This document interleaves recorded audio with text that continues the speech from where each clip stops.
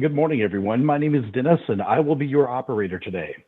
Welcome to the Sigma Lithium fourth quarter and full year 2023 earnings conference call. Today's call is being recorded and is broadcast live on Sigma's website. On the call today is company CEO Ana Cabral Gardner and company Executive Vice President Matthew Vio. We will now turn the call over to Matthew. Thank you, Dennis. This morning, before market open, we announced a final investment decision for our Phase 2 expansion, as well as preliminary unaudited 4Q and full year 2023 financial results. Before we begin, I would like to cover a few items. First, during the presentation, you'll hear certain forward-looking statements concerning our plans and expectations. We note that actual events or results may differ materially given changes in market conditions and/or our operations. Additionally, earnings referenced in this presentation may exclude certain non-core and non-recurring items and have been based on unaudited financial statements. Reconciliations to the most direct comparable IFRS financial measures and other associated disclosures will be made available. The slides will be posted on our website, and following the call, we'll post additional slides with added financial and performance information. With that, I will pass the call over to Ana. Well, hi, everyone. Good morning. We are absolutely delighted that we are announcing the final investment decision and the initiation of construction to double our production capacity from 270,000 tons of lithium concentrate per year to 520,000 tons of lithium concentrate per year. 2023 was just a transformational year for us. We became a major lithium producer, and as an investor operating team, we own more than 50% of Sigma, so we are all in together with all of you, our shareholders. I am going to walk you through the key items, the 5 key competitive advantages that gives us so much confidence to make this investment decision. First, we're large scale. So we became the 4th largest mineral industrial lithium complex globally. Secondly, we are the 6th largest global producer. That includes brine and rock. So we got scale. More importantly, we have low cost. We have achieved the 2nd lowest cost in the industry amongst our peers.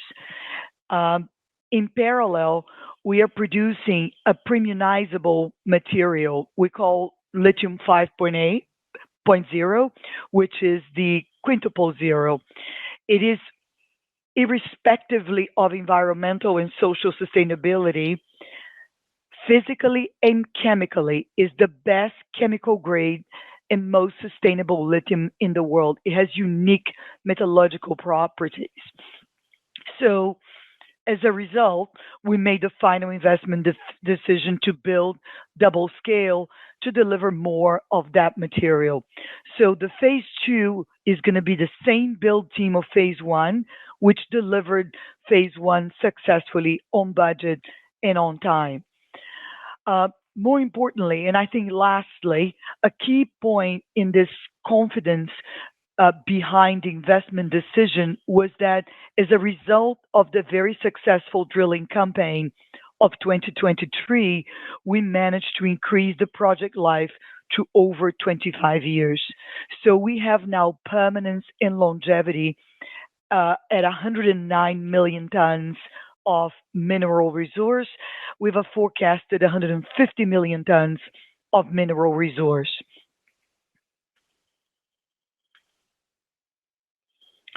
On the next slide, if you can see, we want to demonstrate quantitatively that we've surpassed every lithium industry record and we've achieved full production capacity just at the beginning, just at our 2nd quarter of operations. We reached 270,000 tons of material from September 23 to September 24. Meaning on an annualized basis, we have 12 months we have reached 12-month capacity, and again, within just 6 months of commissioning. We have managed to produce and deliver in those 6 months of 2023, 105,000 tons of this material. We caught quite a lot still of the very great market of last year, and as a result of the superior properties of the material, we achieved a $1,333 per ton of average price, premium price for the material. Net, we're getting $1,160 per ton of this material. Again, result solely of the outstanding metallurgical and chemical properties of the product. We have managed to reach a cash cost at plant, which is the second lowest amongst the hard rock lithium producers. And these cash costs get lower as we get bigger because we dilute our fixed costs by a larger production. More importantly, we've done all of this while generating and conserving cash in our typical Sigma discipline. In other words, we have a cash position of $109.4 million sitting in our balance sheet. So theoretically, we have an entire phase 2 plant right there in our balance sheet ready to be deployed. So as a result, we're initiating phase 2 to increase our scale in 100%. We started with all the construction activities, mobilization, contracting Promon, and we'll double capacity to 520,000 tons. So it is more of the same because it is working, and it's working extremely well, irrespectively of lithium price cycles. And I think lastly, again, we got to 109 million tons of audited mineral resource with an exceptional high grade of lithium oxide, which means that we have over 25 years of life of the project, but our resource lasts longer because it has higher lithium oxide. So we are 100% owned, 4th largest producing industrial lithium complex in the world, and the only one to produce this 5X 5.0 carbon lithium, which makes us all very proud because for us in our team, investor operators, it wouldn't be any point in getting here without being able to be in consistency with the supply chain that we are honored to be part of, this green supply chain that delivers these green electric vehicles.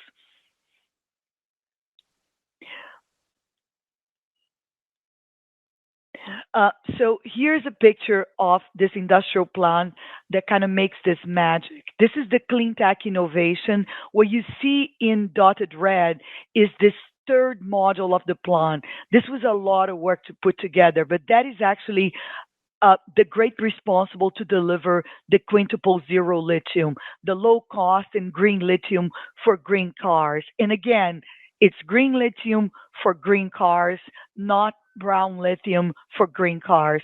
Why is that?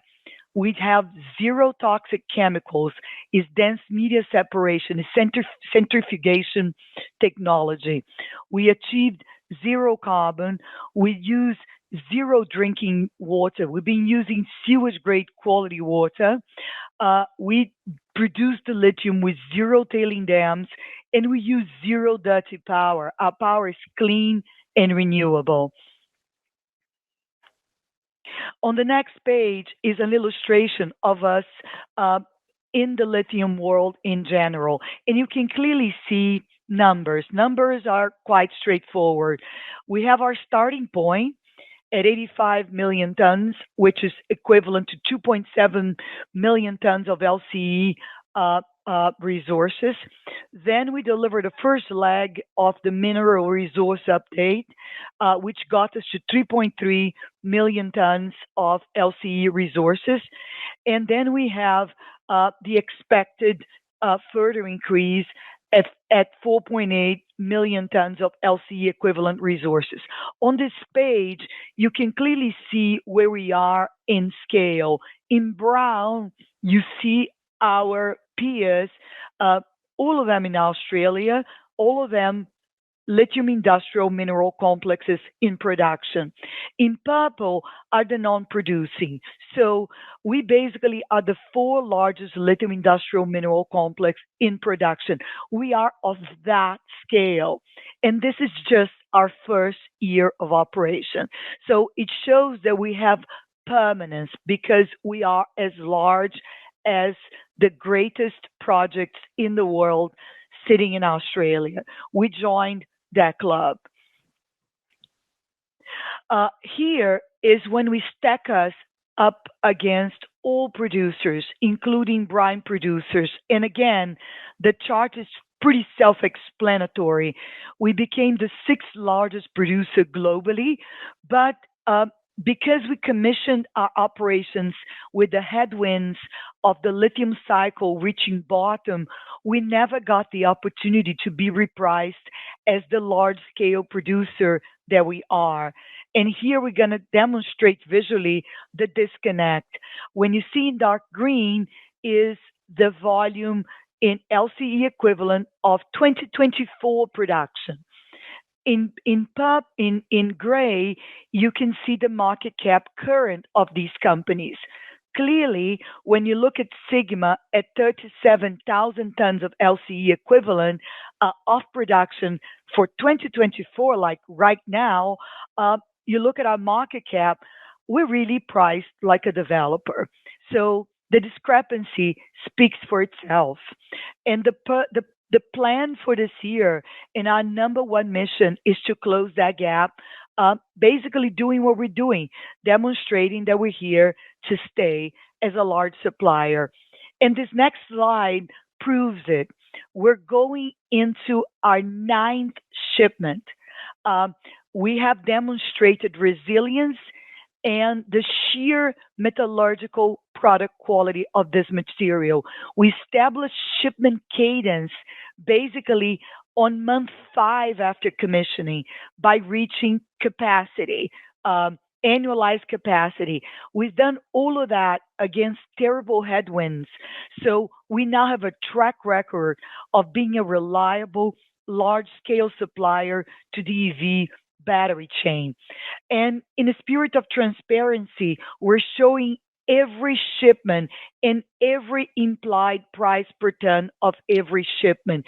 So we've achieved this on merit, slightly premiumizing over our peers because the product has what we call value in use, superior metallurgical properties that deliver measurable, quantifiable cost savings to the customers. So we're here to stay. We're a large-scale producer. We are force for good in the industry. On this next slide, a bit more on premium pricing. We've been achieving a meaningful final premium price. This month, we were able to close the gap completely and eliminated provisional pricing. So that once again validates these outstanding metallurgical and chemical properties of the product. The product is better. It delivers savings. So we're not capturing all of those savings. We're capturing some of it. That becomes our premium pricing. So just now, for its 8th shipment, we've achieved 1,333 nameplate price, which included VAT. Net of VAT is $1,160 per ton.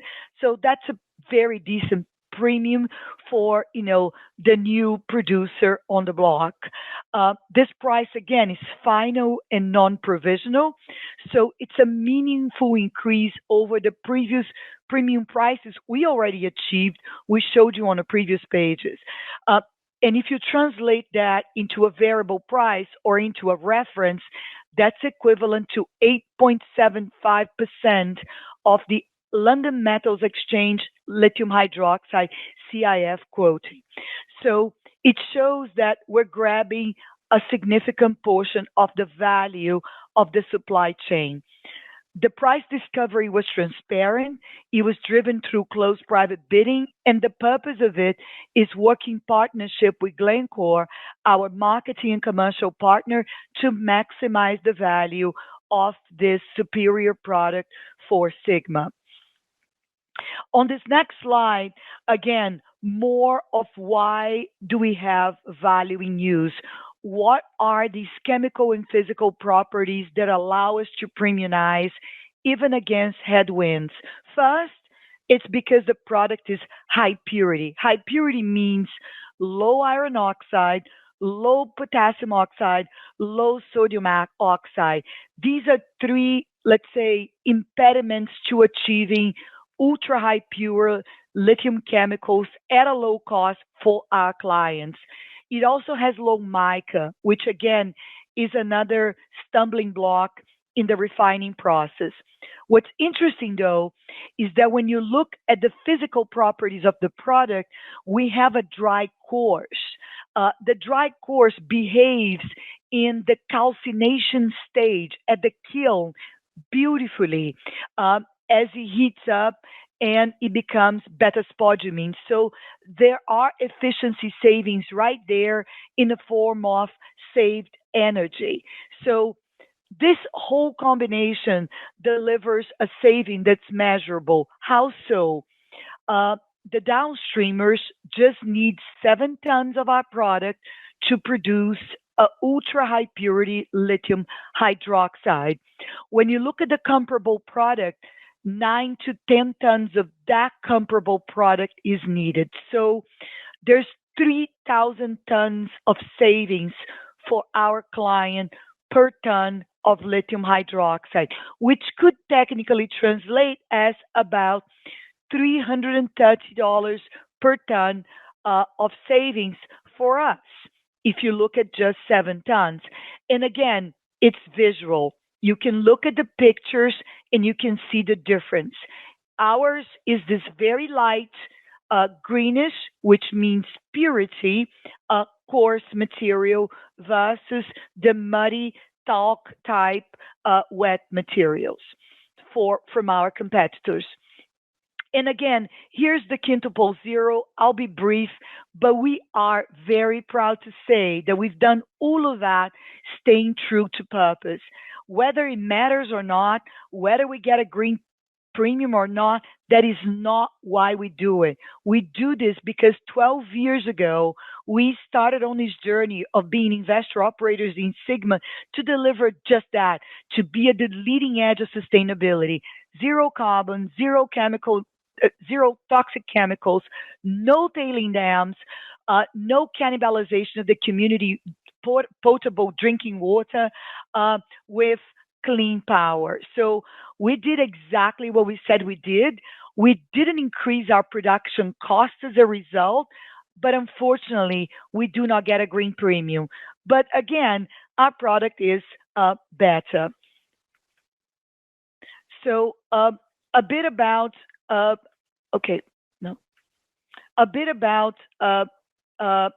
the numbers, right? We're built to last. I mean, we built this company with draconian financial discipline over 12 years. So ironically, this is probably one of our best moments because it's the first year we have revenues.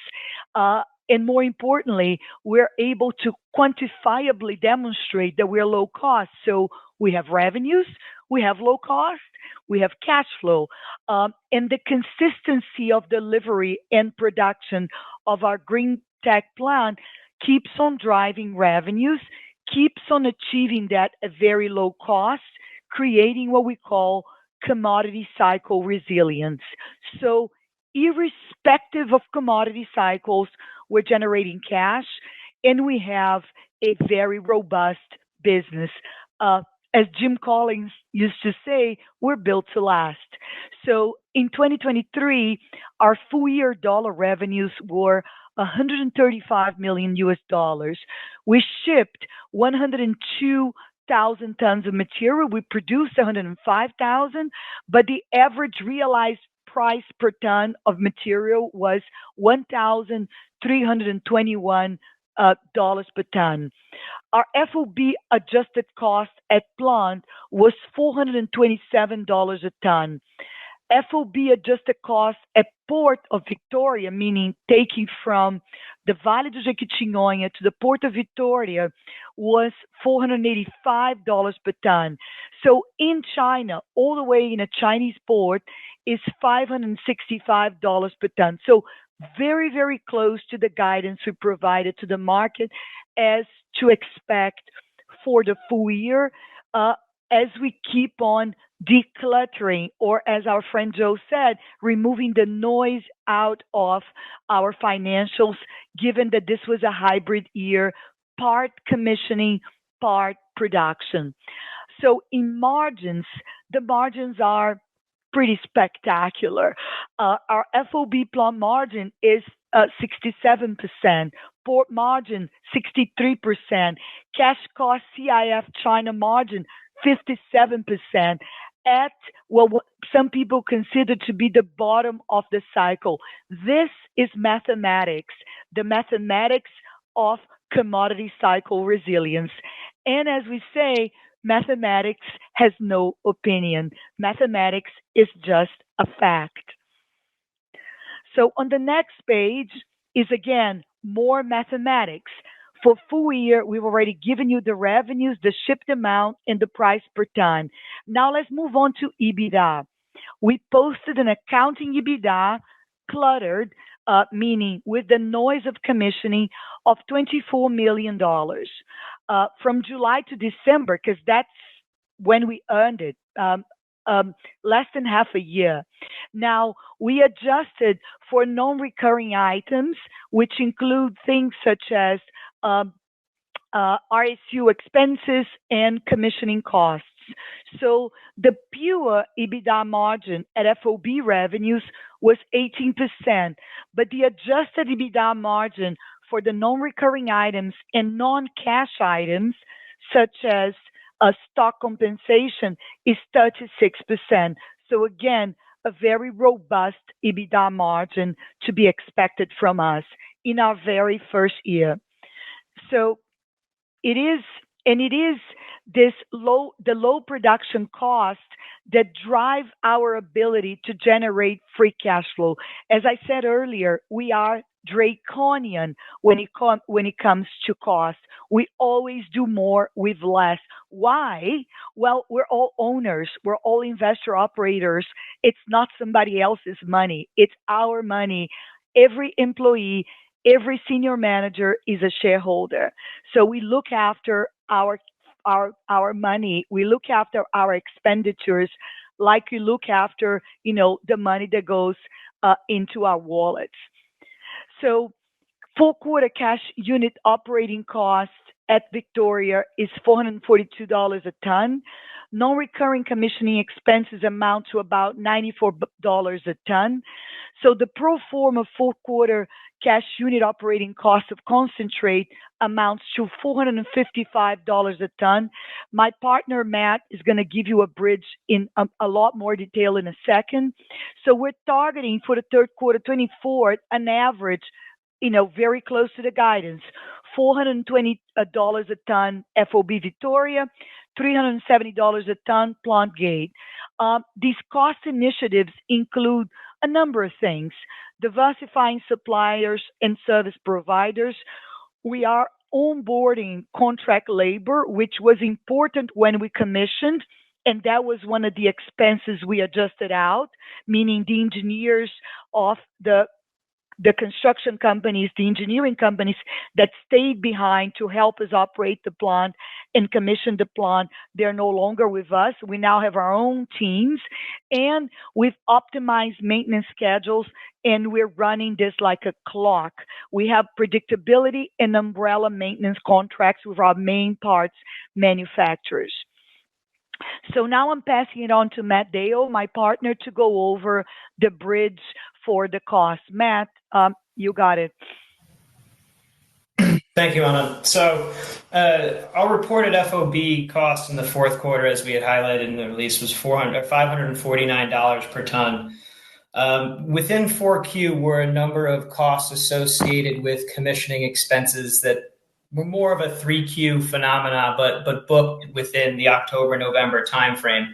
They're real costs, and we incurred them, but on a pro forma basis, they didn't recur in December or January or February. So we feel very confident that those are, as you say, non-recurring. That would drive a pro forma FOB Vitória cost of about $455. If we strip out the $70-ish per ton in high-grade freight, we end up with a 4Q pro forma plant gate cost of about $385 within the fourth quarter. Now, that's not very far, as we said, from the $370 that we were highlighting for the 3Q average. And again, we haven't even really begun to benefit from the transition of contract labor to salary domestic labor, some of the diversification of our suppliers, or the optimized maintenance schedule. So we think we have plenty of room or good line of sight, again, to hitting that kind of 370 number. Obviously, as you build this back up to get to what we hope is a recurring reported COGS all in, you add back that spodumene freight, royalties, and DNA, and you should get to a rough ballpark of where we hope to be, at least on a pro forma basis, if you were to think about 4Q. Other items that impacted the fourth quarter, low-grade trucking and warehousing. We're not trucking our tailings to port anymore at the moment, given market conditions, so we don't expect those costs to continue. As we mentioned, those commissioning expenses are in there, and we got some tailwinds from equipment tax and credits. So that kind of bridges perhaps the other line items just from a quarterly impact perspective. So again, I think we feel pretty good with the direction we're headed. And I'll pass it back to you. Yes, sir. So here we go. Next page. Again, this is the bridge to EBITDA. And again, it's a very straightforward bridge. We start with sales and we go all the way to the adjusted EBITDA.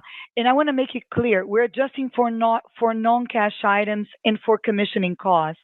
So we delivered what we call an adjusted EBITDA of $49 million. So we ended our very first year of production with positive cash adjusted EBITDA and cash operating profit. I mean, considering the downfall in lithium prices, we are all very proud of this accomplishment. So here it is. We start with sales in dollars US of $135 million US.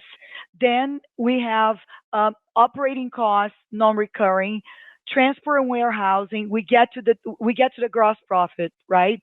So at the gross profit, then we have SG&A, ESG and others, and then we cash EBIT. So then we start moving back into the items for adjustment, meaning stock-based compensation gets added back because it's a non-cash item, is an IFRS accounting item. Then we get the DNA added back, and then we get the EBITDA. So all of this is accounting straight from our non-audited financial information. So then we get to the $25 million US of EBITDA, which I just showed you on the previous page. And then we add back the non-recurring SG&A, which is part mingled with the operating costs there. It's mostly related to commissioning costs. For instance, in commissioning engineering costs alone, we have something around $6 million. We have a series of these one-off items. They're not going to be repeated on an ongoing basis, and as a result, shouldn't be part of your modeling of the company. So then we get to what we call adjusted EBITDA of $49 million US dollars.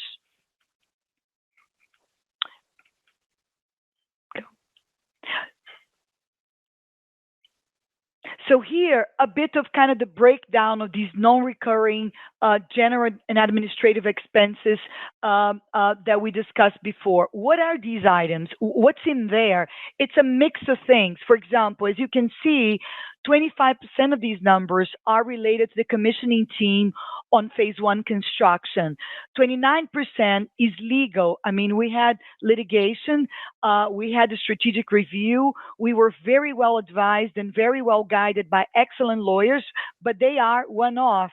More important, we had quite a lot of consulting work, which we're calling audit and accounting services, which were basically helping us put our SAP back on track, classify costs properly. I mean, we were kindly supported by the folks at various consulting firms to get us put our back office in order. So that's, again, an investment, a one-off investment in that part of the business.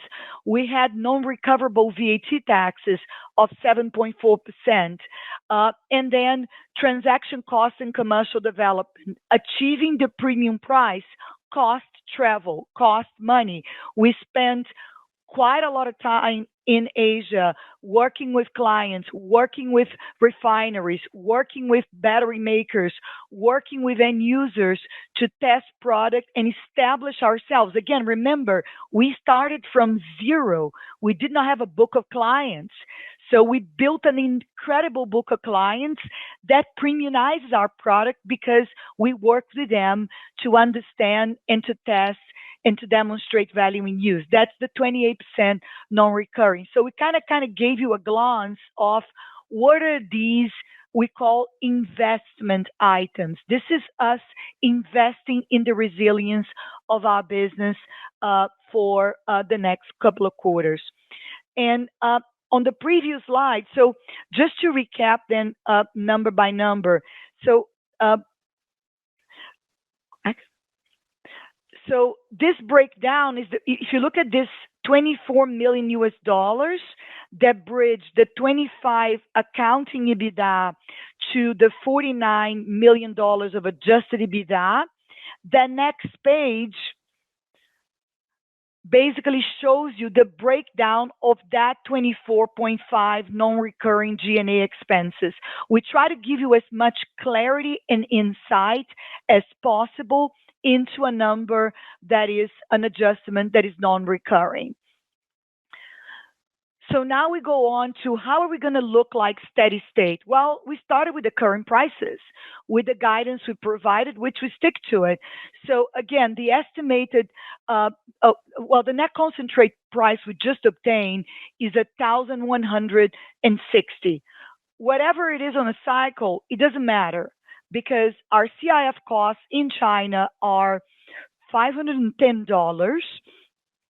We believe the recurring SG&A to be about $48, and the maintenance capex to be about $18. So the estimated run rate cash operating margin per ton is $584, which means we make money with every single ship, right? So deduct, 1,160 minus 510 minus 48 minus 18. There you have it. It's a substantial gross margin. It's a substantial net operating margin, cash margin. So then, when we go to mid-cycle, this number gets even bigger, because we achieve an even bigger run rate cash operating margin per ton. So we gave you the per ton numbers so that you can actually model in whichever cutoffs you choose. So we generate cash at the trough of the cycle. At mid-cycle, we generate quite a lot of cash. So that's just a demonstration of our unique operational efficiency. And I must say that on this aspect as well, we are in full tandem with where the electric vehicles industry is going. It's now all about producing cheaper batteries, cheaper cars, lower price cars. So we are the low cost producers. So we're here to stay. And these low costs are basically mainly due actually to our lower green tech plant processing costs. It is a dense media separation. It uses centrifugation. It uses less electricity. Yes, our electricity is clean, and cheaper, but our process just have basically six main DMSs, seven main steps, plus the crusher. So we don't even crush to powder. So it is a lower cost industrial process, period. That's where we gain competitive advantage. We decided to invest in this technology. We took a contrarian view in 2019, and we proved that dense media separation technology is not only greener, but it's also more cost effective. So it is in tandem with the future of the industry in its two core characteristics. Uh, Batteries have to be cheap, and we believe materials in these batteries have to be green. So this is us. So when you perform 2024 estimated cash flow, assuming a $270,000 tons per year produced, we have the equivalent of $158 million of estimated run rate cash operations generated at current prices.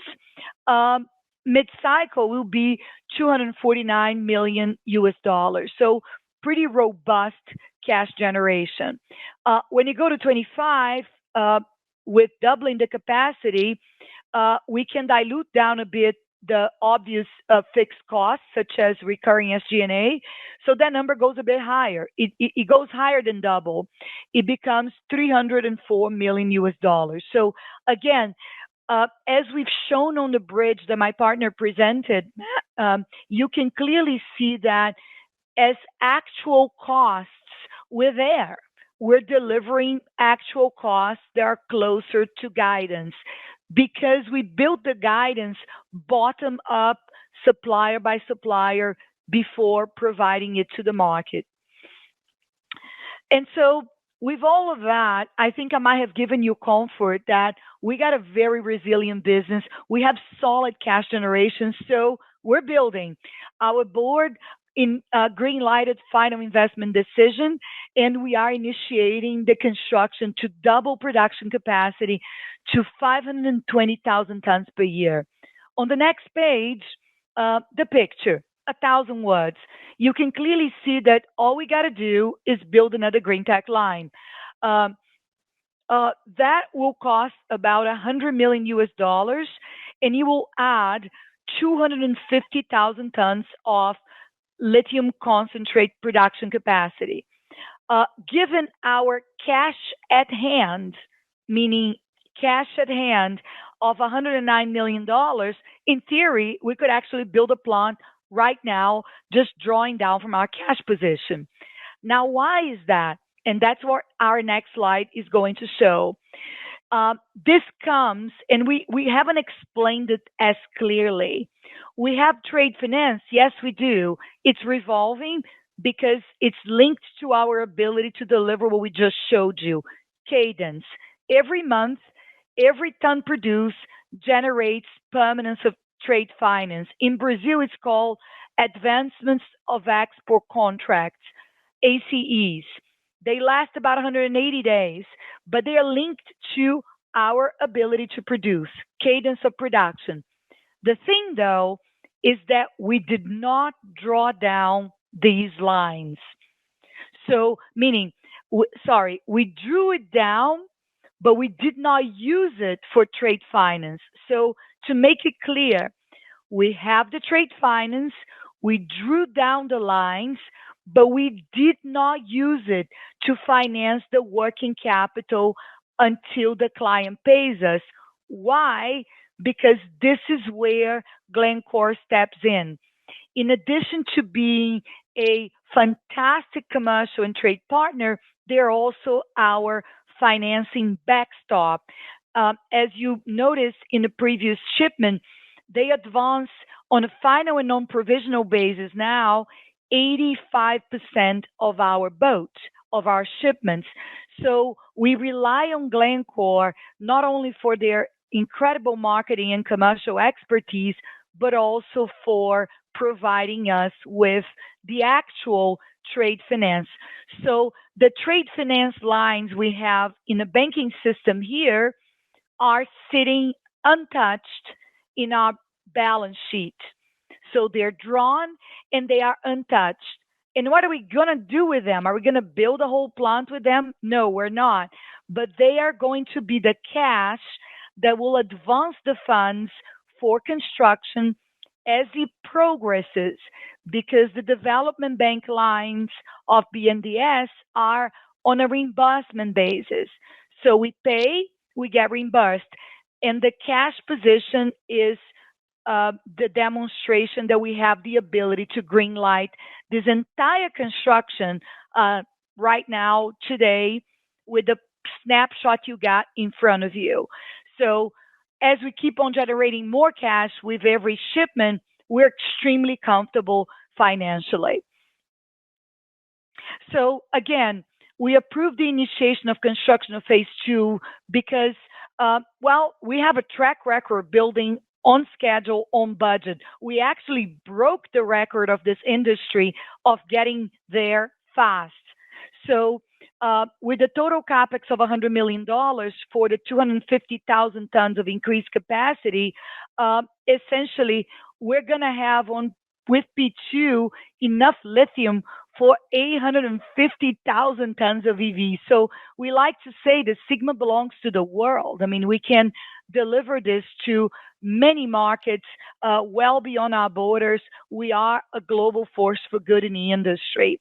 The EPCM is mobilizing the fleet for earthworks. We are in active construction, mobilization, preparation. The phase 2 flow sheet is consistent with the processing sheet. The technology to process the material just becomes improved. So it's consistent with all the lessons we learned with phase 1. So we have quite a lot of technological advancements and improvements and lessons learned that we are building, or we built into the engineering of phase 2. So phase 2 is a better version of phase 1. And this comes from savings in engineering, optimized design, offsetting material costs. Well, the dry stacking for once, which didn't work in June.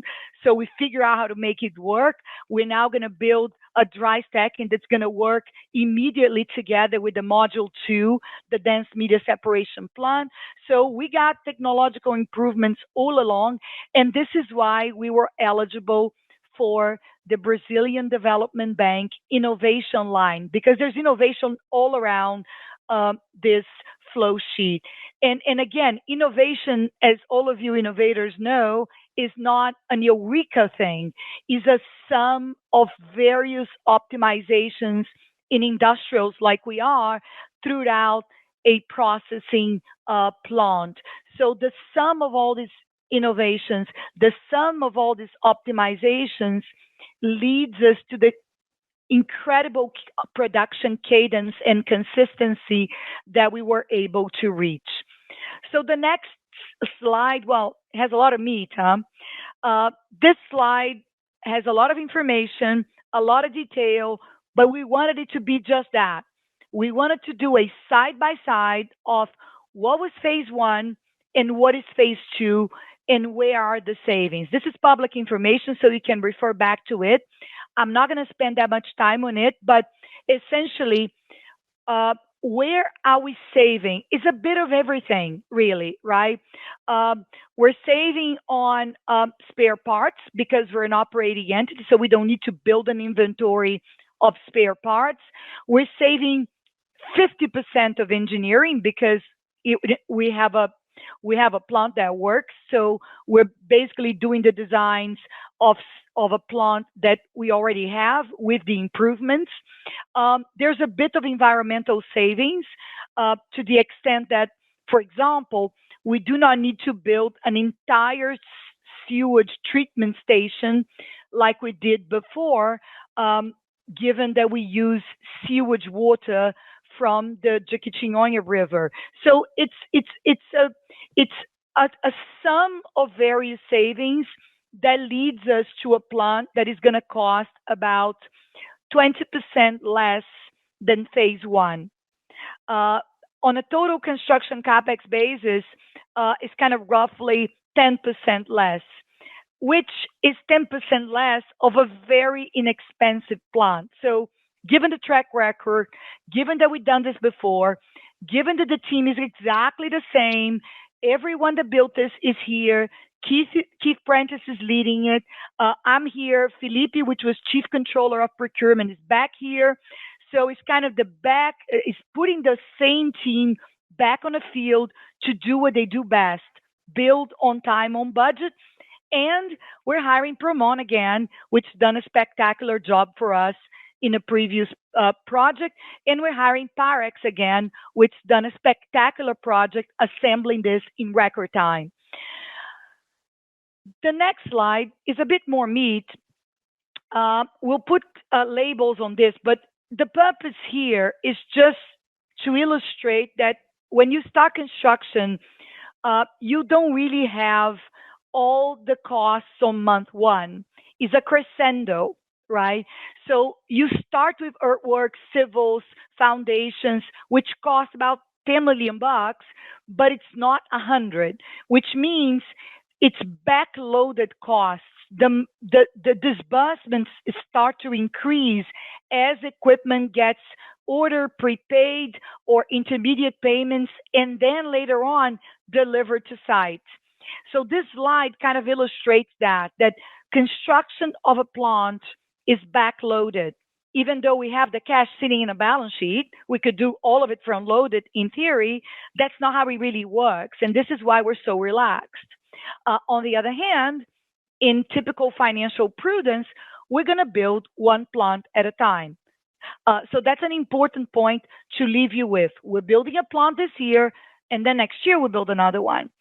So the next step, more on the construction process. So construction activities are starting this month for earth civil works, foundation, infrastructure installation, mobilization of equipment. We're going to have about 200 extra workers in Vale do Jequitinhonha. So more of the prosperity that we brought to the region, we're going to probably lodge them in Itinga, which is a city closer to us.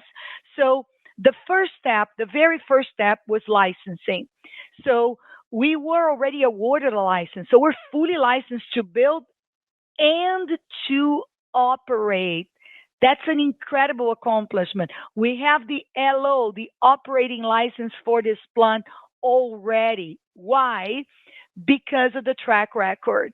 We demonstrated that we are impeccable. So we got something that is typically granted to industry in Brazil, but rarely to industry connected to mining. So we got the same industrial clout as a high-tech industry because we demonstrated to be good protagonists of mineral transformation. Our plant is innovative, is green tech. It changed the conversation in the sector. So we got the operating license right at the get-go. So we're fully licensed. As soon as we're done building, we can start selling product. Then we got the financing. As we've shown you, we got the cash balance. It's linked to trade lines. Trade lines exist based on production, 180 days, revolver, so we're good to go. Then we've done the engineering work. We are FEL3 quoted, Promon led it. So we have the number to precision, is $100.5 million US. BNDES has honored us with an innovation line. We're very proud to be part of this club of companies that has been extended development bank financing in this country. We are planning to honor the taxpayer money that's been given to us by, again, delivering this on time and on budget. And this is a backstop financing because, again, it's a reimbursement line. So we need a cash at hand in order to submit the reimbursement that then BNDES covers. So we made the FID. This is kind of what led us to do final investment decision. There's been months of work going into the 9th month of work that led us to this moment of starting mobilization. It wasn't overnight. The next page is again completed detail engineering, CapEx with FEL3 accuracy. This is how we keep it on schedule. This is how we keep it on budget. This is the secret sauce of building responsibly. We don't get it wrong because we quote suppliers. We are licensed. We have a permanent mining license for the area. So we updated project execution plan. We're doing procurement. We're doing import logistics. Final investment decision for phase 2. Our board couldn't be more comfortable. Remember, last time we green-lighted final investment decision, it was in 2020. It was in the middle of COVID, and we did not have cash generation. So this is kind of why we sound so relaxed. On the next page, we're relaxed, but we're vigilant. We're relaxed, but we didn't lose discipline. So we're going to do Sigma style, one step at a time. So this chart has a lot of information, but it's a modified chart that you already know. Year by year, we're showing in dark green sources of cash flow. What are the industrial capacity modules we got running, right? So 23, we produced 105,000 tons of lithium concentrate. Cash flow, right? We finished building it, we're done. In 24, in orange, we're showing what we're building. In the greenish here is what's being green lighted to build. So we're almost doubling capacity. We go from 270 to 520. And we're putting this because that's nameplate, right? We probably can go higher, but it's nameplate. We're going to have the benefit of the cash flow of phase 1. So cash flow from one module of the industrial plant, construction of another module. That's being green lighted. In brown, it's what hasn't been green lighted, but this is where we're going. This is the industrial plan that we submitted to BNDES with the whole, development strategy for the Lithium Valley when it comes to Sigma. In 25, we're going to have the benefit of phase 1 running cash flow, phase 2 running cash flow. Depending on where we are, we may or may not even deliver a dividend. Let's see. But phase 3 is going to be green lighted to be built, most likely integrated with a lithium sulfate plant. Why? Well, because of that meaningful gain, the value in use that we're currently providing to the clients for very little premium. So if you recall, at today's prices of $14,000 per ton of lithium hydroxide, if you quote it for technical grade, it doesn't matter because our $3,000 are intact. One needs 7 tons of our material to do a ton of, let's say, lithium sulfate or intermediates or full chemicals. We need less units, less quantity of our material. So what's the rationale? If I can calcinate and do the acid wash ourselves, which is what's called intermediate chemicals, lithium sulfate, we're capturing that $3,000 for ourselves. So that becomes extra cash flow. So the decision will be made in 25 because we got a whole year to see if we can premiumize to that value in use. If we can't, we're just going to do it ourselves because calcination is a kiln and acid wash is an acid wash. These are intermediate chemicals. It's basic chemistry. Brazil is an industrial country. So the human capital and the capabilities are here. We are not going to do specialty chemicals. What we'll be doing then is shipping less volume to specialty chemical refineries all over the world, including to our dearest Chinese customers who already agreed to buy this material from us. So we'll ship lithium sulfate intermediates to China, to Texas, to Europe, to Japan, to South Korea, to all over the world. So that's the 25 plan. And then in 26, we're going to sit and we're going to enjoy the industrial site we built. So these are our plans for the next 2 years. So we're going to be quite busy. What I also want to share with you is that none of the activities related to the strategic review has impacted at all our ability to think, to make a strategic plan, to execute, to deliver, to continue to do what we do best, which is to execute. And that leads us to our concluding remarks. I mean, we have completely transformed Sigma from, and you can see the picture, it's 1,000 words. It was a construction site in March 23. You can look at the left. What we have now is the 6th global largest producer of lithium across the board, brines, hard rock, and the 4 largest mining industrial complex in the world.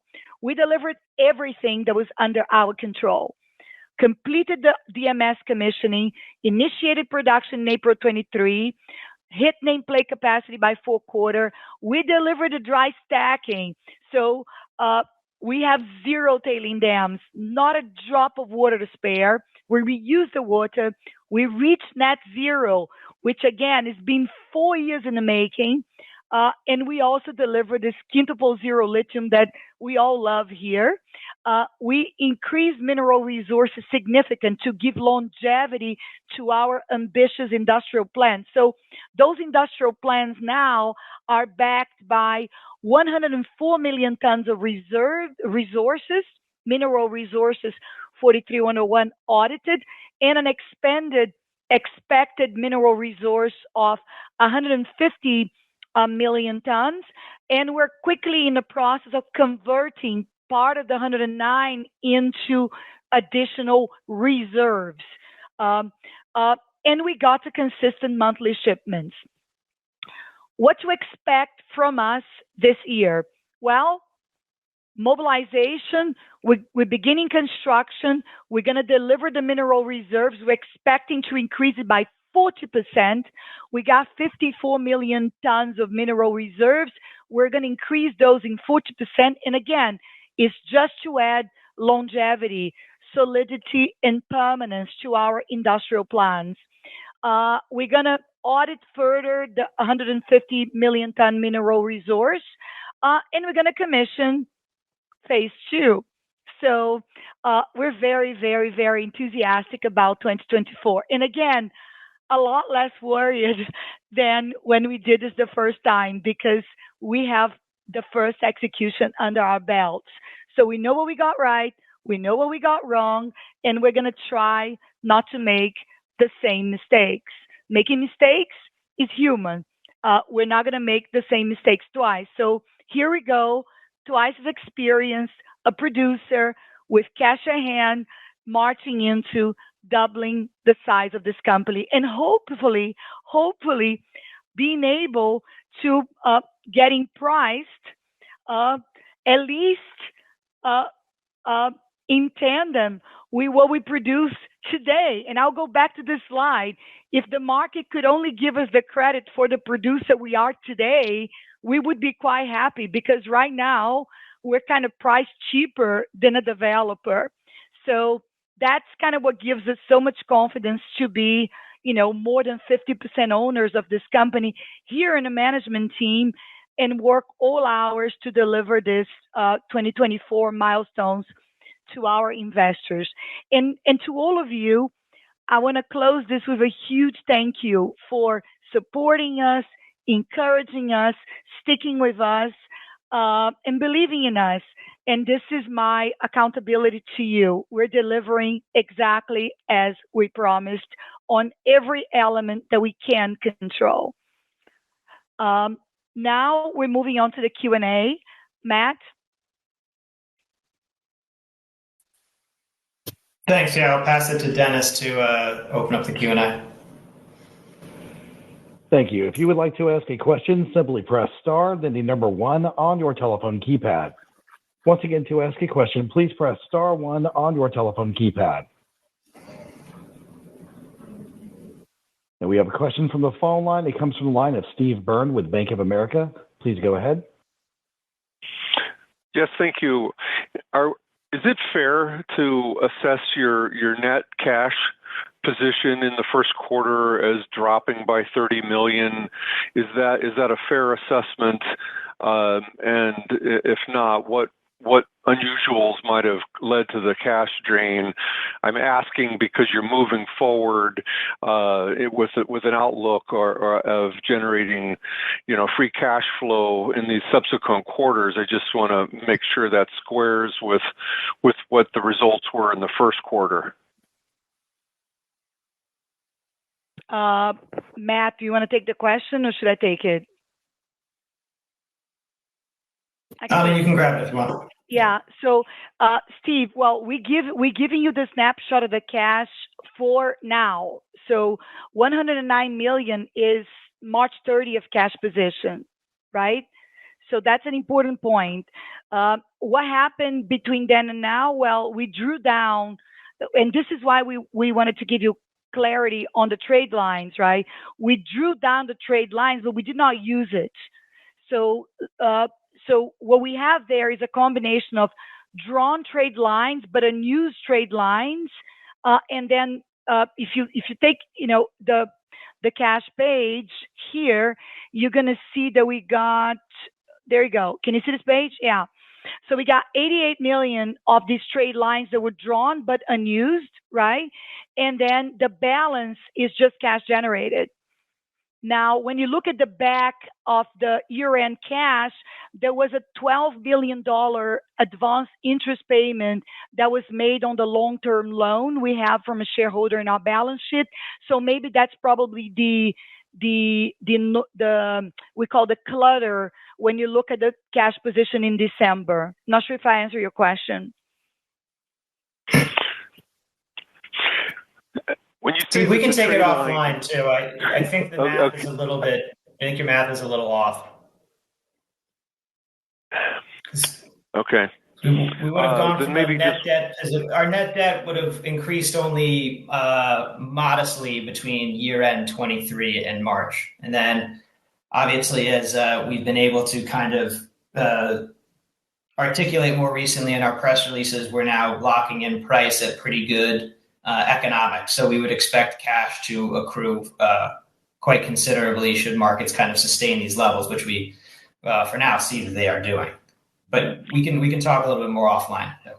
Exactly. Because if you look at the total, if you take a snapshot of like today, and that's an easy snapshot, right? We got 100 million of long-term debt from shareholders. We got all U.S. dollars. $10 million from BDMG. So that's long-term debt, not amortizable. But, the interest on the long-term debt has to be paid up front. So it was decreased from the cash position in December 31st. It wasn't paid then. It was paid in January. Then what we've done, we drew all the trade finance lines, but we didn't use it. We got 90 million. We got 88 unused. So when you think about the overall position of net debt, we got roughly $110 million sitting long term, and that's very benign shareholder plus development bank. And we got these trade finance lines, which are in Brazil kind of a unique animal. They're kind of a revolver, which are sole function of our ability to produce. So we wanted to show that when you look at the cash position, if you deduct 109 minus the trade finance, it's actually generated cash, right? And if you try to kind of triangulate that with the cash in December, probably the big item that's missing is the payment of about $12 million of advanced 2024 interest for the long-term shareholder line. Okay, thank you for that. And maybe one follow-up on the idea of at least considering going downstream into lithium sulfate. Do you have any preliminary cost estimates of what that project might cost? And would you do that at the mine where you would there operate a calcine at the site and the some of that material would then be put back into the excavated areas? Well, that is the centerpiece of BNDES industrial strategy. we will put it whatever natural gas is going to be made available to us at the lowest cost per BTUs. Most likely, I mean, Brazil is a very large oil and gas producer offshore. The gas is available in what we call the pre-salt ports, of which the Victoria port where we are is one of them. So if we can get the affordable dollar per BTU of natural gas at the port where we are already, most likely we're going to put it at the port, which is where it makes most sense. One of our partner clients has basically announced to do exactly what we're going to do with one of our peer companies in Australia. It's the obvious thing to do, and we were the first to talk about this. To do lithium sulfate is the natural evolution for a lithium concentrate producer, and we demonstrated why. Now, what's the advantage of Brazil? Clean, cheap power. I mean, electricity costs 2 cents of a US dollar per kilowatt hour. We can obtain a very, very favorable a dollar per BTU gas contract at a pre-salt port at the shore.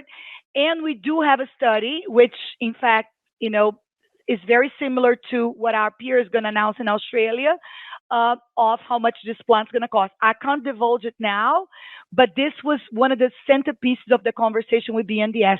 This is the ambition, and it's pretty straightforward because it's basic chemistry. An intermediate plant is a kiln and an acid wash. The kiln makes spodumene into beta spodumene, and the acid wash produces the sulfate. Now, what is the real key? And that's a key competitive advantage we built into this company. Residues, the tailings. What do you do with 12 tons of toxic sulfuric acid tailings generated per ton of lithium sulfate? That is the question the very few places can answer sustainably. And here in Brazil, we have an answer to that. Why? These materials can be recycled in the construction industry because it is a cement-based construction industry we have in Brazil. These materials become concrete binding, number one. And number two, they are aluminum sulfate. So they're used by the cleaning products industry, which in Brazil is of massive scale. We have 230 million people obsessed with cleaning. So we have one of the largest cleaning products industries in the world. So we can absorb all of the tailings. So we can do this zero tailings. And there are very few places in the world that can do the zero tailings. Most plans involve shipping these toxic sulfuric acid tailings by boat elsewhere to a developing country with a lot of people, where you got a cement-based construction industry and a large cleaning products industry. But we have this market right here. We are here. So that is also a key competitive advantage to doing intermediate chemicals, because we solve a key piece of the puzzle for everyone, even for China. For China, we can deliver what we call intermediate negative. We can deliver carbon credits that allows China to do zero carbon chemicals. For the West, we're going to deliver a chemical to chemical supply chain with zero carbon and zero tailings.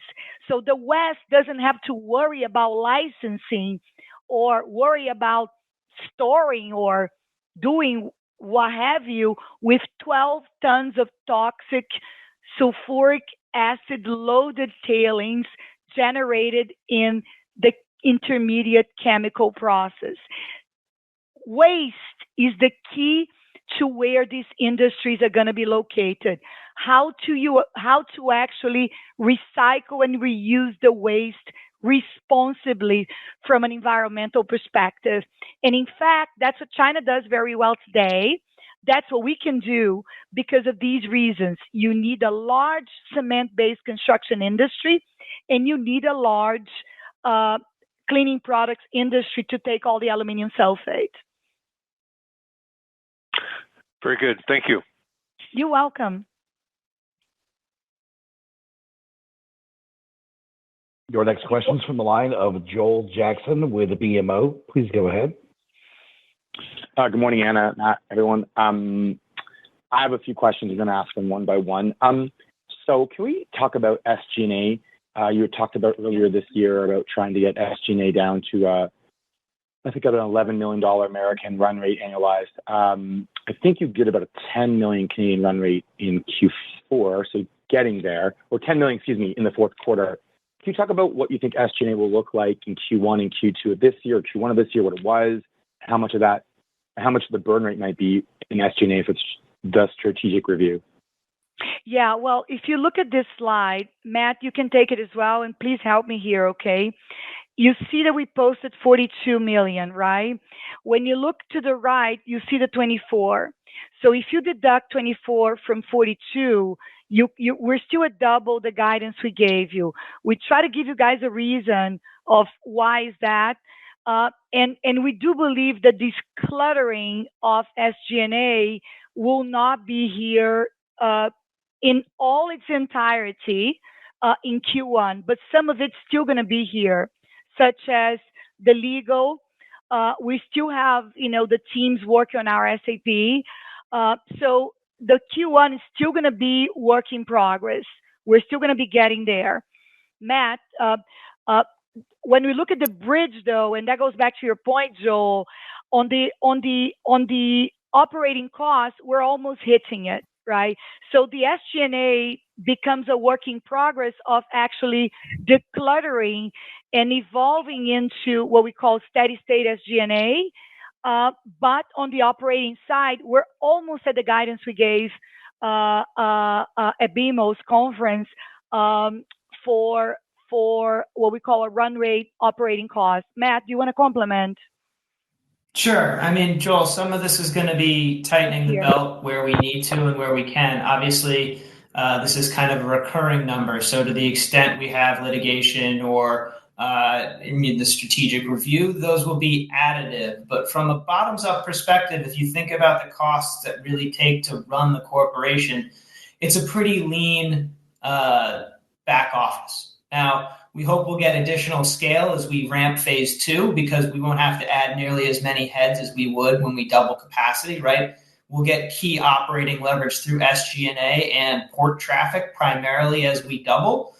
But from our perspective, if we take a more stringent approach to spending, and perhaps spending that's more in line with I would say where the economics of the market are versus if you rewind to really the first half of the year when price expectations were much higher and we were spending to ramp the facility, we think we've got a pretty credible path to getting there. But it's a little bit more of a lift perhaps than the operating cost side, but numbers all the same that Anna and team feel pretty comfortable about. Okay, and so what's the monthly burn rate on this strategic review? It varies. That's the problem. And this is what's called shooting a moving target. It really varies. And that's one of the items we don't control.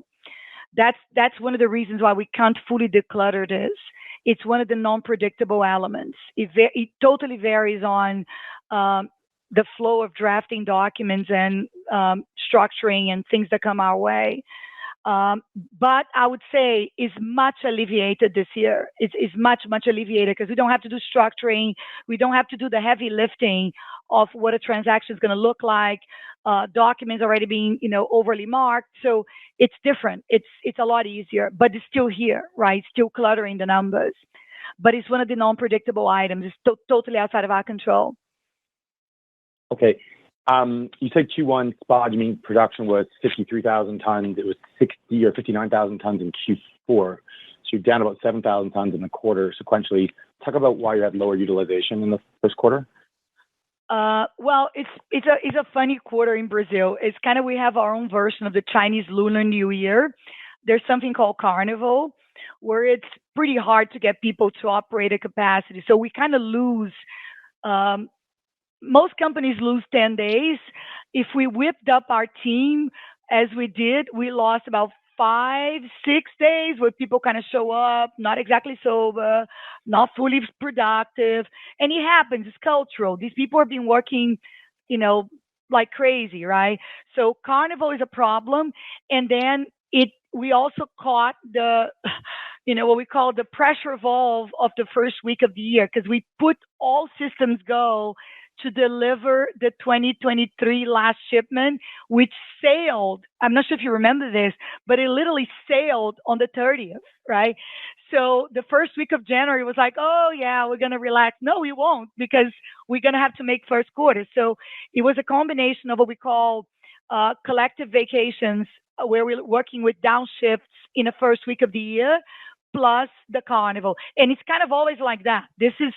It's the Brazil version of, the Lunar New Year. You might want to build into your calendar. First quarter has Carnival, and first quarter has the hangover of New Year. And in our case, it was a hard hangover, because let me tell you, to make that shipment, we made people work 24/7 crazy hard. Our general manager for the plant didn't spend Christmas nor New Year with his family and his new granddaughter in South Africa. The man stayed here. He didn't meet his granddaughter to make that shipment. So that was the level of commitment of this team. They were like really all out to ship that boat in December and make the cutoff for the year, right? Okay, and just finally, you gave color around. So you've obviously given Q4 pricing. You talk about what the April shipment's going to be final. For the 2 shipments in Q1, can you give an idea of what pricing looks like and how much is provisional on that? Yeah, well, I think what you see on the screen is a pretty good indication of where we sit on a Q1 with fluctuations, but we're kind of averaging the industry, a little bit of a premium, but not really. Q1 was a tough quarter from an industry perspective, because you see what happened in Q1. Clients were stocked, but they were still buying our product. Why was that?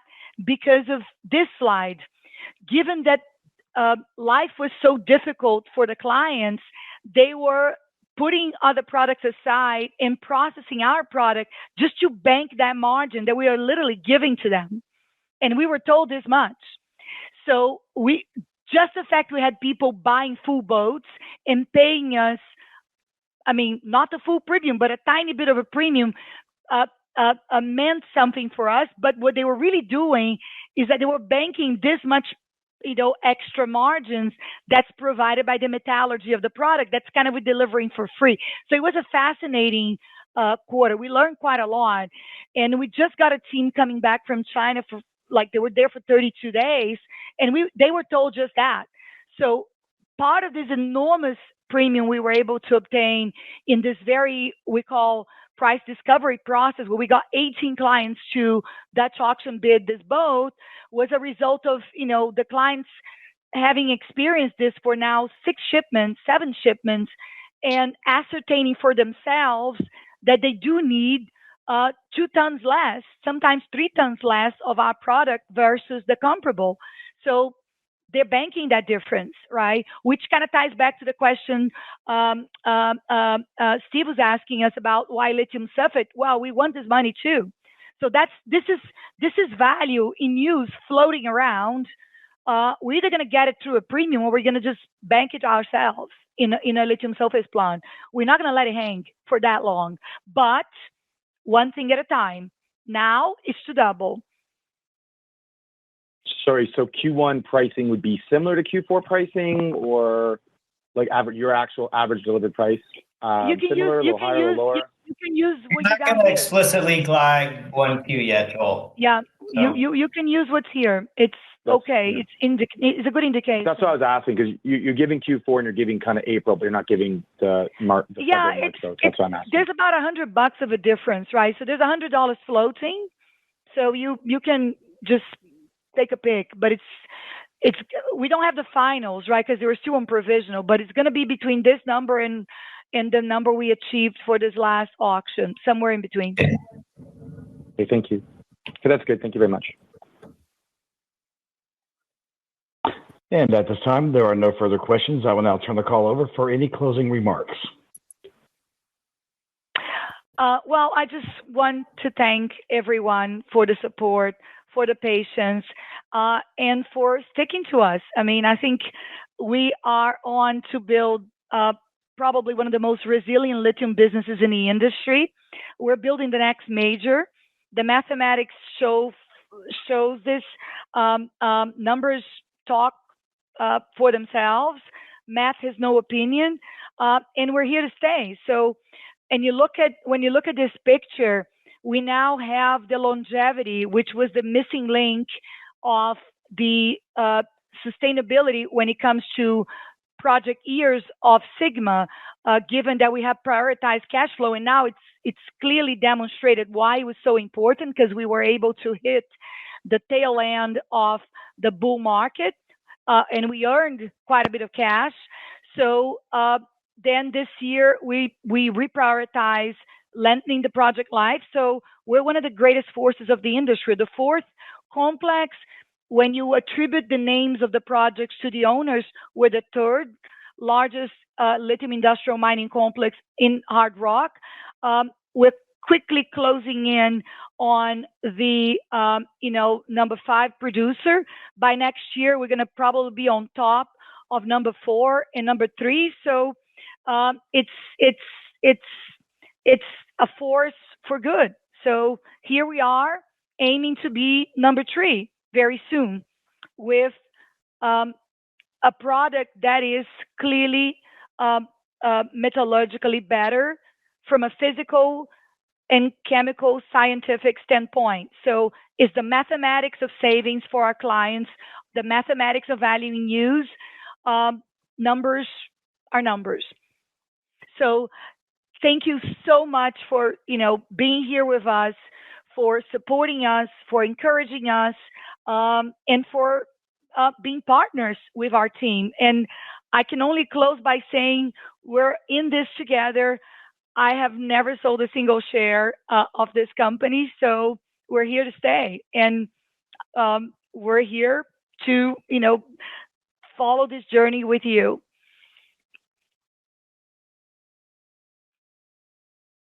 This concludes the Sigma Lithium fourth quarter and full year 2023 earnings conference call. Thank you for participating. You may now disconnect.